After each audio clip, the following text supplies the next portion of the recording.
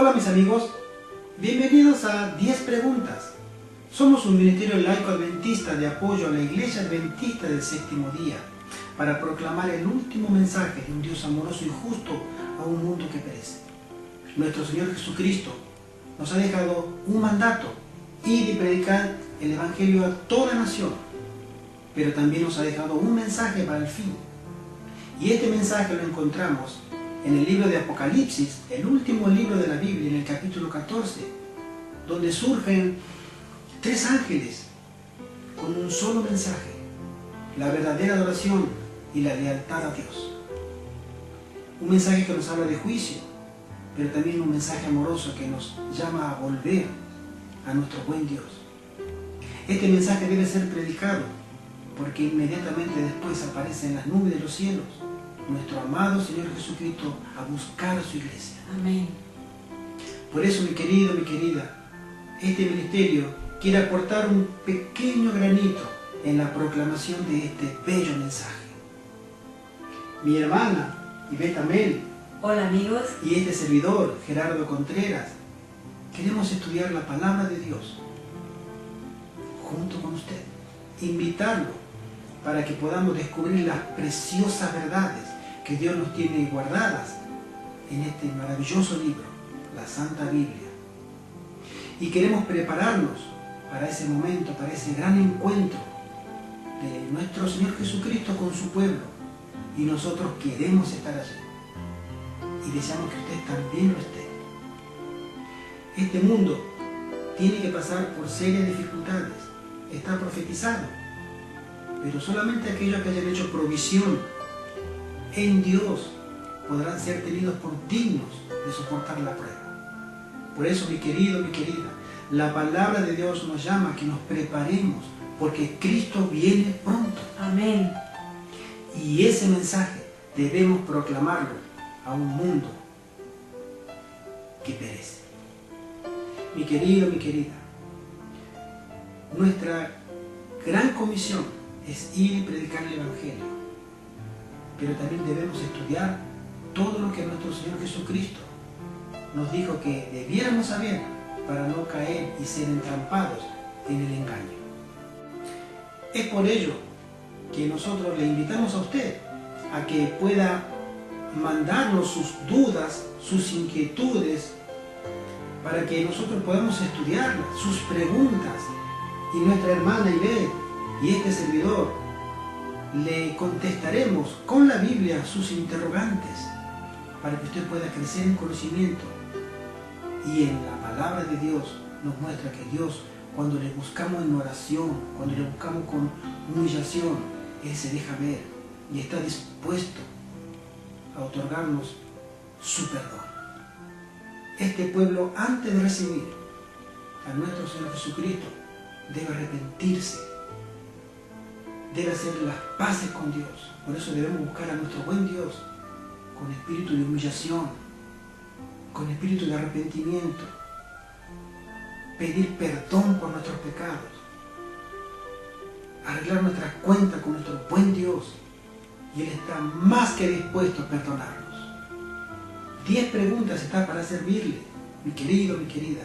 Estamos para poder ayudarle a usted y ayudarnos a nosotros, para prepararnos para esa gloriosa venida de nuestro Señor Jesucristo pronto en las nubes de los cielos. Puede escribirnos a la dirección de correo 10preguntas@hotmail.com, que nosotros le contestaremos. Gracias por estar con nosotros y que Dios le bendiga. Amén. Hola amigos y amigas, bienvenidos a este su programa 10 preguntas sobre la Biblia. Reciban un cordial y caluroso saludo de estos 2 servidores, Ivette Amel y mi hermano Gerardo Contreras. Hola amigos. En el día de hoy estaremos tratando un tema bastante importante. Se titula El origen del pecado. Vamos a ver qué nos dice la Biblia acerca del origen del pecado. Esperamos que este programa sea muy edificante para ustedes y sobre todo que los inste o los motive a estudiar cada día más la Biblia, a buscar y verificar lo que acá se habla. Es un placer para nosotros compartir con ustedes estos mensajes y este tiempo, sobre todo. Queremos estudiar la Biblia con ustedes. Les recordamos nuestro correo electrónico 10preguntas@hotmail.com, donde usted puede escribirnos y hacernos llegar cualquier pregunta o cualquier duda que tenga sobre cualquier tema de la Biblia. Muchísimas gracias y vamos a pasar al desarrollo de las preguntas que tenemos para esta ocasión. La primera pregunta dice así: ¿dónde y cuándo comenzó el pecado? La pregunta que nuestra hermana Ivette nos hace es una pregunta muy relevante para nosotros hoy. Sabemos que en este mundo existe el pecado, lo vemos a diario, lo vemos en los noticieros, en la calle, en nuestra casa incluso, en nuestro hogar, en nuestro trabajo, en nuestras relaciones. Existe la maldad, la mentira, el egoísmo, existe el orgullo, la soberbia, las enfermedades, la muerte. Tantas manifestaciones que la Biblia le denomina pecado, que es separarse de Dios. Pero ¿dónde comenzó? Tuvo un origen. La Biblia nos responde a esa pregunta. ¿Cuándo y dónde comenzó? Vayamos al libro de Apocalipsis, en el capítulo 12. La palabra de Dios nos da una información importante para tener en cuenta. Capítulo 12, el versículo 7 en adelante, dice así: Después hubo una gran batalla en el cielo. Miguel y sus ángeles luchaban contra el dragón, y luchaban el dragón y sus ángeles. Aquí nos muestra la palabra de Dios que en el cielo comenzó esa gran batalla, esa gran guerra, no en la tierra. El origen del pecado, el origen estuvo en el cielo.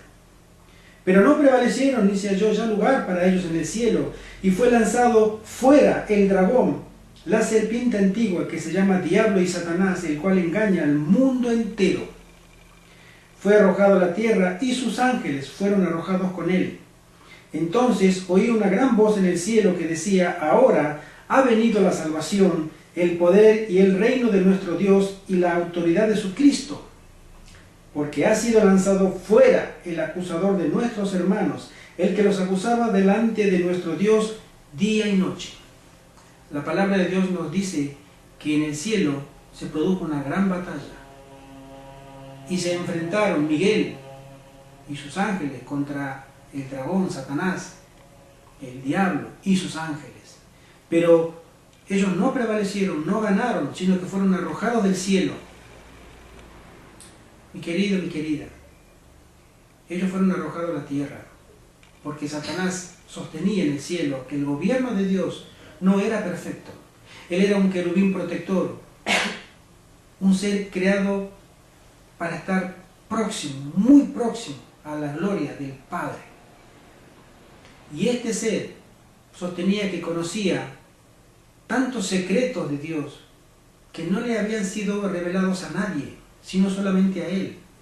Y él sostenía que había llegado a un conocimiento que la ley de Dios no se podía guardar a la perfección, que la ley de Dios era un límite a la felicidad de todos los habitantes del cielo y de los otros mundos. Él sostenía que si le seguían a él, él les daría la verdadera libertad. Él sería un liberador completo, que Dios en su ley sostenía que había una parte que decía que el que peca iba a morir. Entonces Dios sostiene que es un Dios de amor y vida, pero es un Dios que mata, es un Dios que puede matar. Entonces no es un Dios perfecto, y que sostenía también que todo el orden y en el cielo y en los demás mundos era porque Dios se atribuía únicamente a Él el poder de ser adorado. ¿Por qué debemos adorarlo solamente a Él? ¿Por qué? ¿Por miedo a que nos mate?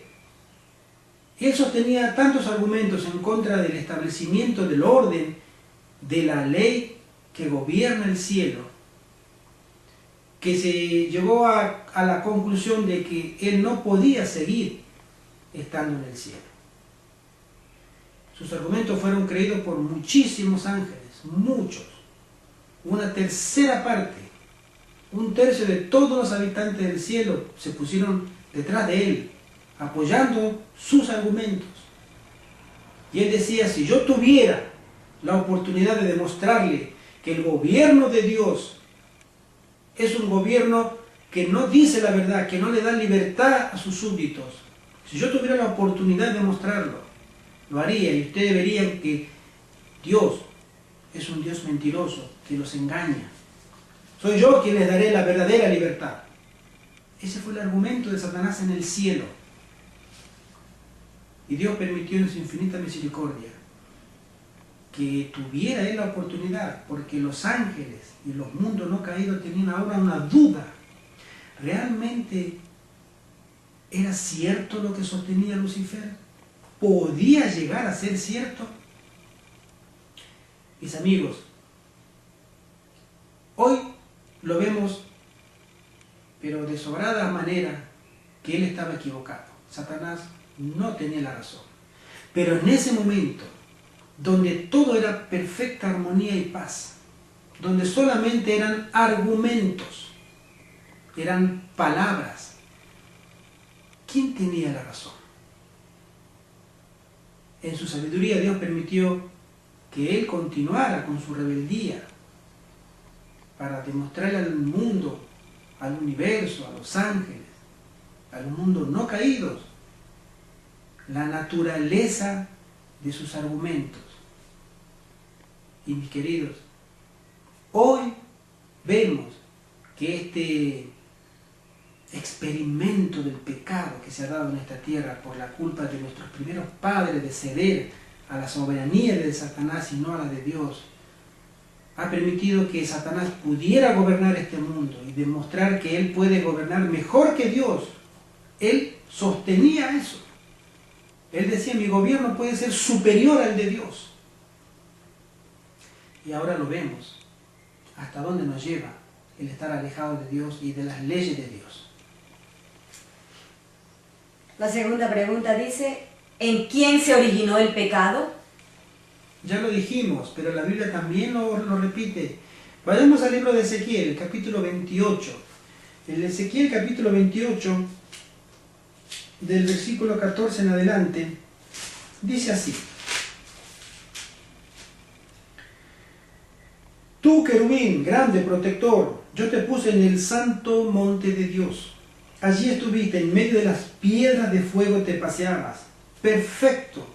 Dios menciona que lo había hecho como a todo lo que Dios crea, perfecto. Él fue perfecto, hasta que se halló en ti maldad.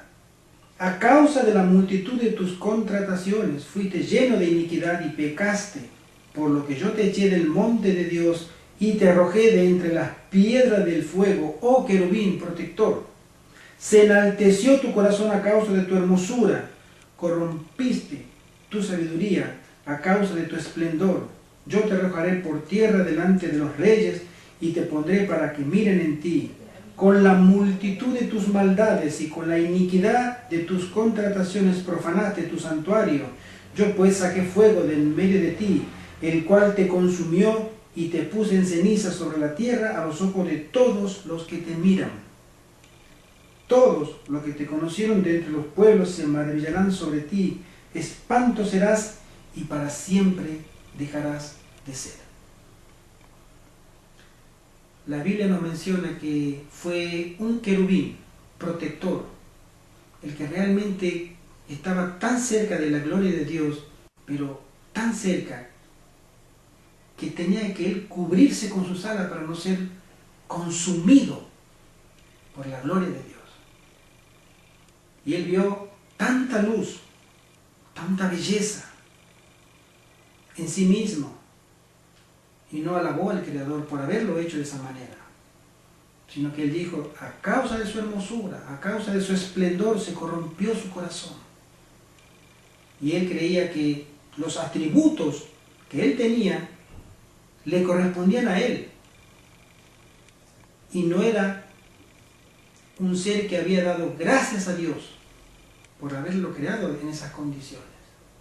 Y se corrompió su corazón y fue caminando por un camino desconocido hasta entonces, que lo llevó a conocer la iniquidad y el pecado. La tercera pregunta dice, ¿qué señal de obediencia dio Dios a Adán y Eva? Cuando Dios creó a este mundo, lo hizo perfecto. Vayamos al libro de Génesis. Génesis nos cuenta una historia por demás apasionante, que es el inicio de la humanidad. En el capítulo 2, en el versículo 15 al 17, dice así: Tomó pues Jehová Dios al hombre y lo puso en el huerto de Edén para que lo labrara y lo guardase. Y mandó Jehová Dios al hombre diciendo: De todo árbol del huerto podrás comer, mas del árbol de la ciencia del bien y del mal no comerás, porque el día que de él comieres ciertamente morirás. Dios le había dado un planeta a esta pareja para que lo labrara, para que lo cuidara, para que sea mayordomo de Dios y para que adorara a Dios por tantas bendiciones y riquezas que había provisto a esa familia. Sin embargo, ellos fueron tentados. Debía Dios probar la lealtad de esa pareja. Y cuando fueron probados, esta pareja se equivocó. Eva escuchó las insinuaciones de Satanás y Adán, por amor a ella, decidió correr su misma suerte y el pecado entró así por un hombre a toda la raza humana. Y nosotros somos súbditos en este momento, aquellos que no aceptan a Cristo como su Salvador, de ese príncipe de las tinieblas, por derecho, porque nosotros somos pecadores y Él tiene sobre nosotros potestad, poder, hasta que nosotros aceptemos a nuestro Salvador, que nos libere de esas cadenas del pecado y de la muerte, de la miseria, de la tristeza, del engaño, de las necesidades, de las lágrimas y del dolor. Dios ha provisto un plan maravilloso, perfecto, en la persona de su Hijo Jesucristo, para Amén. rescatar a una humanidad completamente perdida. Amén. Y llevarla de nuevo, restaurarla de nuevo a su condición original, que es la perfección. La cuarta pregunta dice, ¿en qué consistió el primer pecado? En el mismo libro de Génesis, en el capítulo 3, dice así: Pero la serpiente era astuta, más que todos los animales del campo que Jehová Dios había hecho, la cual dijo a la mujer: ¿Con que Dios os ha dicho, no comáis de todo árbol del huerto? Esta serpiente fue la primera oportunidad que se produjo una experiencia espiritista. No era una serpiente común. La única serpiente que se dio en ese momento que hablara era por poder de Satanás, que había entrado en ese animal y pudo manifestarse. Por eso Eva no pudo reconocerlo a Satanás, sino vio una serpiente bella que volaba y que hablaba y le invitó a un diálogo, pero un diálogo mentiroso. Ya desde el mismo comienzo, las primeras frases que tenemos de Satanás en esta experiencia de medium espiritista era de mentira, porque él es mentiroso y padre de la mentira. Dios le dice: ¿con que Dios os ha dicho no comáis de todo árbol del huerto? ¿Acaso Dios había dicho eso? Dios le dijo: de todos los árboles puedes comer, solamente de uno no comas. Qué interesante ese diálogo. En el versículo 2 del capítulo 3 dice: Y la mujer respondió a la serpiente: del fruto de los árboles del huerto podemos comer, pero del fruto del árbol que está en medio del huerto, dijo Dios, no comáis de él, ni le toquéis, para que no muráis. Entonces la serpiente dijo a la mujer: no morirás, sino que sabe Dios que el día que comáis de él serán abiertos vuestros ojos y seréis como Dios, sabiendo el bien y el mal. Fíjense ustedes que este diálogo entre la mujer y la serpiente nos lleva a nosotros a comprender que la intención de Satanás es que nosotros dejemos de confiar en Dios, que lo miremos como un ser que es un ser digno de desconfianza, porque él sostiene y dice: sabe Dios que del día que de él comiere serán abiertos vuestros ojos conociendo el bien y el mal, serán como dioses, seréis como dioses. Esa era una mentira tras mentira que esa serpiente, Satanás, hablando por medio de ese animal, le sostenía en el diálogo. Por eso, mis amigos, cuando nosotros tenemos experiencias similares con personas que están con ideologías y formas de pensamientos, con espiritistas, con gente que tiene y sostiene que posee mucho conocimiento y que es interesante, tengamos cuidado, porque Satanás siempre se va a acercar a nosotros, nunca en su forma original, utilizando un disfraz. Se acercó a Eva utilizando una serpiente bella, alada, y se va a acercar a nosotros también con un disfraz, para mentirnos y acarrear nuestra ruina. Él es el padre de la mentira y el rey de los disfraces. Siempre él se va a disfrazar y nos va a engañar si no estamos fundados en lo que dice la palabra de Dios. Amén. Hermano, o sea que el pecado de Adán y Eva fue la desobediencia, porque a veces uno comúnmente por la calle escucha personas que dicen, tergiversan las cosas, dicen: no, el pecado de ellos no fue que desobedecieron, sino que relacionan por lo menos la manzana con otras cosas, por decir algo, como con el sexo. El pecado fue la desobediencia. La palabra de Dios es muy clara. En primer lugar, no sabemos si fue una manzana. Pudo haber sido una pera o una naranja, sí, no lo sabemos.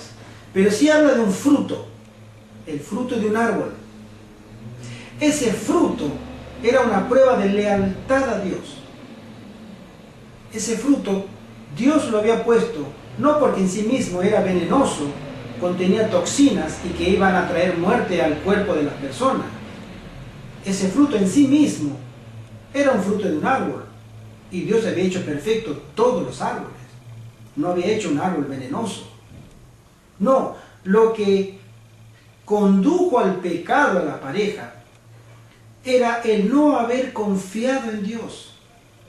Ellos tenían una íntima y muy estrecha relación con su Hacedor. Lo podían mirar cara a cara. Podían tener una conversación personal con su Hacedor. Y disfrutaban de la compañía de los ángeles. Y disfrutaban cuando el mismo Creador descendía del cielo a la tierra para pasear con ellos por ese jardín. Ellos habían salido de la mano del Creador pero de manera perfecta. No necesitaban nada. Dios había hecho provisión completa y absoluta para la felicidad de esa pareja. Y Dios les dijo: no coman de ese árbol. Era una prueba de lealtad. Dios le estaba diciendo: confíen en mí.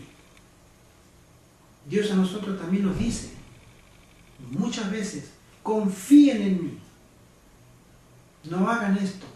Es que no lo entiendo. Confíen en mí.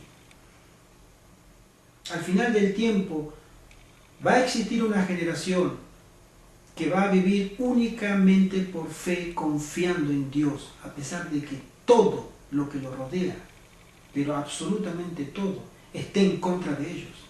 Hasta sus hermanos, sus padres, sus maridos, esposas, sus amistades, sus relaciones sociales, el trabajo, el gobierno, todos estarán en contra de ellos.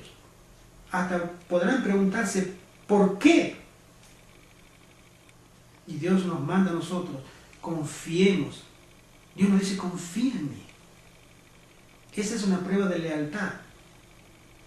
A la primera pareja, una prueba de lealtad completa. A la última generación, una prueba de lealtad completa. Debemos confiar en Dios. El pecar es transgredir la ley de Dios. Y cuando nosotros dejamos de confiar en Dios, estamos expuestos a transgredir la ley de Dios. Eva tuvo ese diálogo, pero no pecó por haberla escuchado a la serpiente. Ella fue tentada por la serpiente. Y estuvo a punto de poder no haber tocado ni comido ese árbol. La tentación estará siempre delante de nosotros, pero la tentación es una cosa, consumar la tentación, eso es pecar. Y ella tomó de ese fruto, lo comió y le dio a su esposo también. Y los dos se hicieron esclavos del Señor a quien ellos decidieron servir, a Satanás. La quinta pregunta dice, ¿qué es pecado? Esa es una muy buena pregunta. El apóstol Juan, en la primera carta de Juan, nos responde y nos dice muy sencillamente, sin lugar a doble interpretaciones, lo que es el pecado. Primera de Juan, capítulo 3, dice así: todo aquel que comete pecado infringe, quiebra también la ley, pues el pecado es infracción de la ley. Si Dios a mí me dice, no comas de ese fruto, y yo voy y lo como, estoy haciendo una infracción. Estoy traspasando la ordenanza de esa ley. Entonces la ley también tiene una sentencia. Pero si tengo esa ley delante mío y yo no como ese fruto, también la ley tiene una sentencia. Inocente o culpable. Esa es la función de la ley. La palabra de Dios nos dice que la función de la ley es señalarnos a nosotros el pecado. No tiene otra función, sino demostrarnos delante de Dios cuál es nuestra real situación delante de Dios. Y el pecado es ir en contra de la palabra de Dios. La sexta pregunta dice, ¿a quién se somete el pecador? Ya lo dijimos recién. En el mismo libro de Juan, el capítulo 3, la primera carta, el versículo 8 dice, el que practica el pecado es del diablo, porque el diablo peca desde el principio.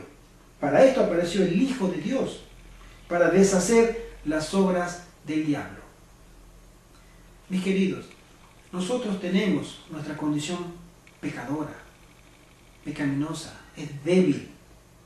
Sin embargo, no todo aquel que peca lo hace de manera voluntaria. Fíjense ustedes que en estas palabras el apóstol Juan nos dice que la ley señala el pecado, porque volvemos a leer el capítulo 3, versículo 4, dice, el pecado es infracción de la ley. Entonces nosotros pecamos permanentemente. Acá nos habla que los hijos del diablo, en contra de los hijos de Dios, son aquellos que practican el pecado. Ahí hay un verbo muy importante. El que practica el pecado es del diablo, porque el diablo peca desde el principio. Para esto apareció el Hijo de Dios, para deshacer las obras del diablo. Los cristianos, los verdaderos hijos de Dios, lamentablemente y por ahora tienen todavía relación con el pecado, pero no de una manera voluntaria. Ellos sienten cuando pecan que han transgredido la ley de Dios y ruegan a Dios perdón. Por eso vino nuestro Señor Jesucristo, para otorgarnos perdón. Y por eso es el Evangelio de la gracia, que todavía podemos acercarnos confiadamente a su trono para reclamar perdón, porque hemos pecado. Pero la Biblia hace una distinción. Los que pecan involuntariamente por su condición y que piden del Espíritu Santo poder de Dios para poder ser victoriosos en Cristo, y aquellos otros que son los que practican el pecado. Esos son del diablo.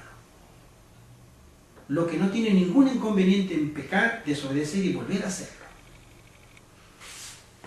La séptima pregunta dice, ¿cuál es la consecuencia final del pecado? La consecuencia final del pecado, ¿saben cuál es? Es la muerte. Esa es la paga final. En el libro de los Romanos, en el capítulo 6, vamos a buscar Romanos 6, dice lo siguiente. Romanos 6, versículo 23, la paga, el salario del pecado es muerte, pero el regalo, la dádiva de Dios es vida eterna en Cristo Jesús, Señor nuestro. Amén. ¿Qué contraste tenemos? Si yo infrinjo la ley, me corresponde morir, porque es justo que se me pague con justicia. Y la paga y el salario del pecado es que yo deba morir. Pero Dios a mí no me cobra la salvación. Él me dice, yo regalo la dádiva de Dios. El regalo de Dios para ti, mi amigo, y para nosotros. El regalo de Dios es la vida eterna en Cristo Jesús, Señor nuestro. O sea, hermano, que el versículo bíblico dice, la paga del pecado es muerte. Esa muerte no es la muerte natural que conocemos nosotros, sino la muerte eterna. Se refiere principalmente a la separación eterna y completa de Dios. A nuestra muerte física se refiere en segunda opción. Nosotros, al ser pecadores, estamos condenados eternamente a no permanecer con Dios. Porque el pecado y Dios es imposible que pueda haber una convivencia. Dios es santo, Dios es puro, Dios es fuego consumidor, es santidad completa.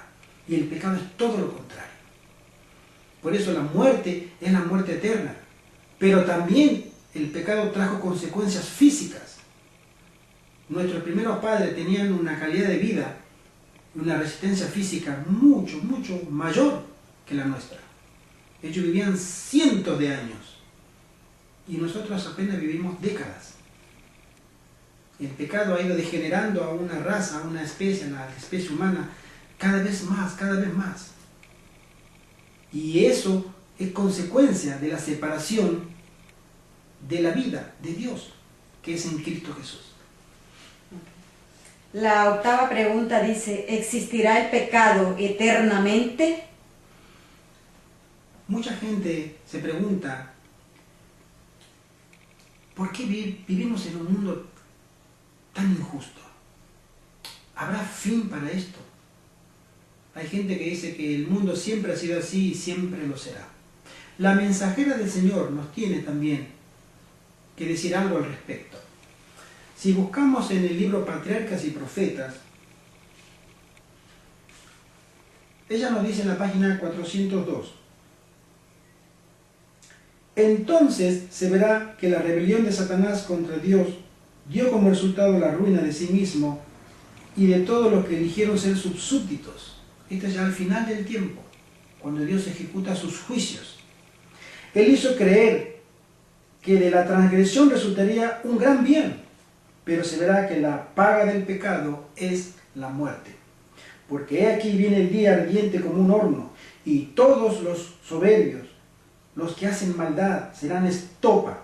Y aquel día que vendrá los abrazará, ha dicho Jehová de los ejércitos, el cual no les dejará ni raíz ni rama. Satanás es la raíz de todo pecado, el primero, el principal. Y todos los obradores del mal, que son sus ramas, serán completamente extirpados. Se pondrá fin al pecado y a toda la aflicción y ruina que acarreó.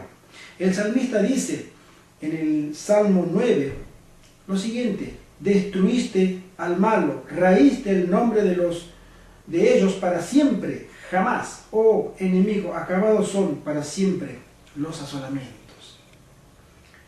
Pero en medio de la tempestad de los castigos divinos, los hijos de Dios no tendrán ningún motivo para temer. Jehová será la esperanza de su pueblo y la fortaleza de los hijos de Israel. El día que traerá terror y destrucción para los transgresores de la ley de Dios, para los obedientes significará gozo inefable y glorificado. Juntadme mis santos, dirá el Señor, los que hicieron conmigo pacto con sacrificio, y denunciarán los cielos su justicia, porque Dios es el juez. Esto está en el libro de Joel, capítulo 3. Nosotros sabemos que Dios tomará en un tiempo muy cercano las riendas de este mundo. Este mundo va desbocado completamente a toda velocidad hacia su propia destrucción. Dios le dio la oportunidad a los hombres para que probaran, inspirados por Satanás, si podían ofrecer un reino mejor que Dios. Y el pecado ha demostrado que nunca puede ser el pecado una mejor opción a la justicia, al amor y a la misericordia de Dios. La pregunta número 9 dice, ¿qué es el pecado original? Esta es una pregunta muy importante. En el mundo católico y también en el mundo protestante se concibe una idea de que el pecado original es el culpable de todos nuestros males. No es nuestro pecado diario, nuestra rebeldía, nuestra rebelión es diaria, sino nuestra naturaleza. Pero es un engaño muy sutil. Permítanme ustedes, voy a leer una cita de un cardenal católico. Se encuentra en un libro que se llama La palabra se hizo carne. El cardenal Gibbons, en su libro La fe de nuestros padres, en la página 203 y 204, aclaró que lo que voy a leer es un libro católico, con el imprimatur católico, es decir, es autoridad para la Iglesia Católica Apostólica Romana, las palabras de este cardenal. Y dice así: nosotros definimos que la bendita Virgen María, en el primer momento de su concepción, fue preservada libre de la mancha del pecado original. Diferentemente al resto de los hijos de Adán, el alma de María nunca estuvo sujeta al pecado. Fíjense ustedes que habla de María, no de Jesús. El cardenal Gibbons ha declarado aquí claramente la enseñanza de la Iglesia Católica en relación a la impecabilidad de la Virgen María. Es una enseñanza que no es bíblica, pero que ha sido introducida por los profesores católicos que reclaman tener autoridad aún sobre las Escrituras en materia de doctrina. Aquí yo le preguntaría a mis lectores, tanto protestantes como católicos, ¿para qué ponderen cuidadosamente lo que esta enseñanza les hace al plan del Evangelio? La palabra de Dios es un Evangelio, unas buenas nuevas para ti y para mí, de parte de Dios. Pero hay ciertas doctrinas que van a oscurecer la luz que irradia de este Evangelio.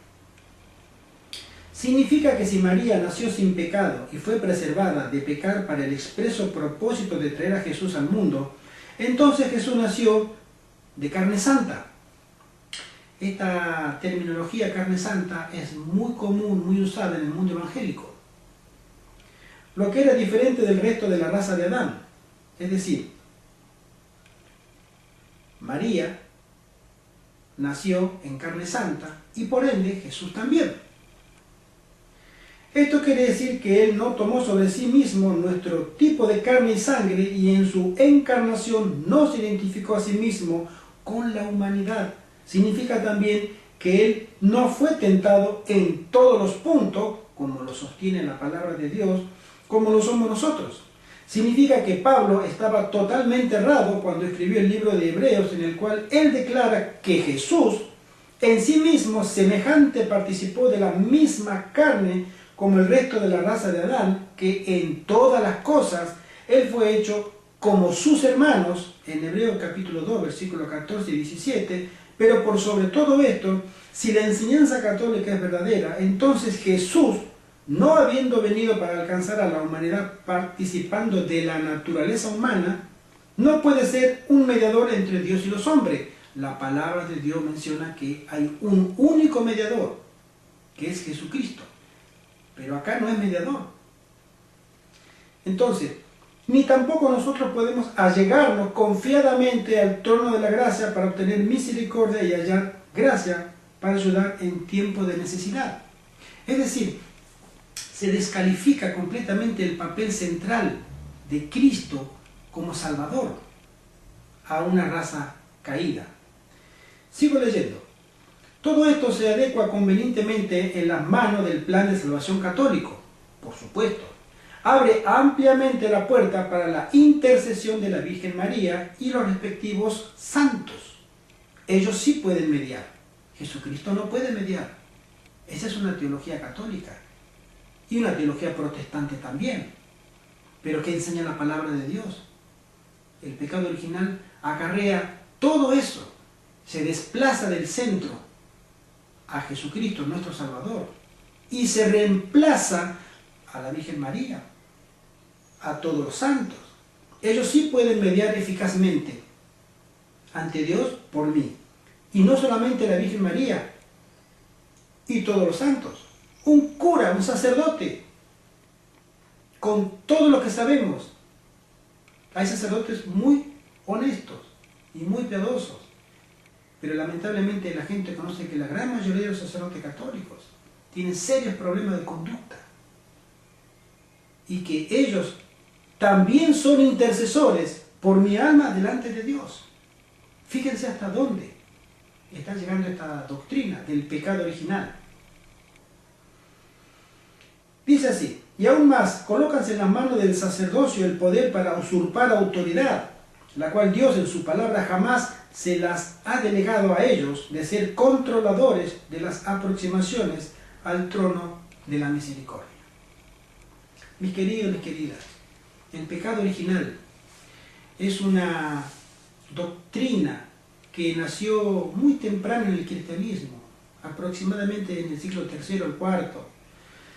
San Agustín de Hipona fue uno de los fundadores de esta doctrina para poder poner en el primer lugar en la mente de los hombres a un poder terrenal que pudiera representar ante Dios a los hombres. Pero el único poder, el único ser que tiene la autoridad para perdonar mis pecados, para interceder por mí, para darme fuerza para vencer mi tendencia y mi condición de pecador, es únicamente Jesucristo, nuestro Señor. La 10ª y última pregunta dice, ¿qué solución le da la Biblia al pecado? El pecado tuvo un inicio, pero mis queridos, el pecado, dice la palabra de Dios, también tendrá un fin. Vayamos al libro de Isaías. En el capítulo 1 del libro de Isaías, Dios nos dice qué es lo que va a hacer con el pecado.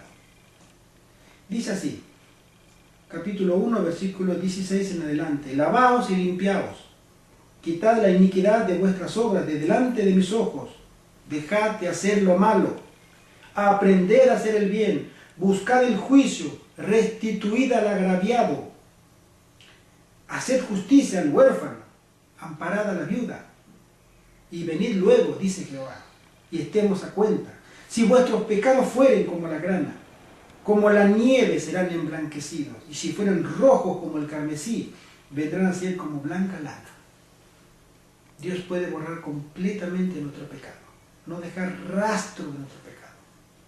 Pero si acudimos correctamente, como su palabra lo manda, a un único mediador y a un único sacrificio válido que nos puede hacer acepto ante Dios con toda nuestra carga de pecado, que es Cristo, el Cordero de Dios que quita el pecado del mundo. Amén. A Él vayamos, mis queridos. A Él confiémosle nuestras faltas, nuestras debilidades, nuestros problemas, porque Él es un Dios santo y bueno, amén, que sabe escucharnos y sabe también perdonarnos.